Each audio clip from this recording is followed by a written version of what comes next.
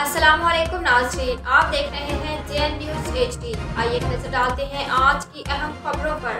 खबर शामिल करते हैं सियालकोट से। खबर से आगाह कर रहे हैं हमारे नुमाइंदे साजिद इकबाल घोमन।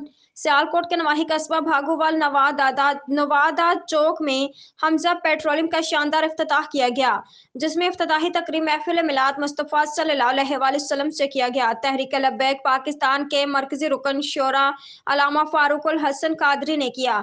इस मौका पर चौधरी मोहम्मद हुसैन बाजवा, चौधरी अमजद बाजवा, चौधरी कदीर बाजवा, चौधरी अदील बाजवा, चौधरी हमजा बाजवा ने व दीगर बाजवा बरादरान ने अल्लामा फारूकुल हसन कादरी का शानदार इस्तकबाल किया। अल्लामा फारूकुल हसन कादरी ने खिताब करते कहा कि बाजवा बरादरान मुबारकबाद के मुस्तहिक हैं, जिन्होंने रिज़्क हलाल के लिए सबसे पहली तकरीब महफिल मिलाद रखी। उन्होंने अपनी गुफ्तगू में जिक्र रसूल सल्लल्लाहु अलैहि वसल्लम से आशिकाने रसूल सल्लल्लाहु अलैहि वसल्लम के दिलों को मुनव्वर किया।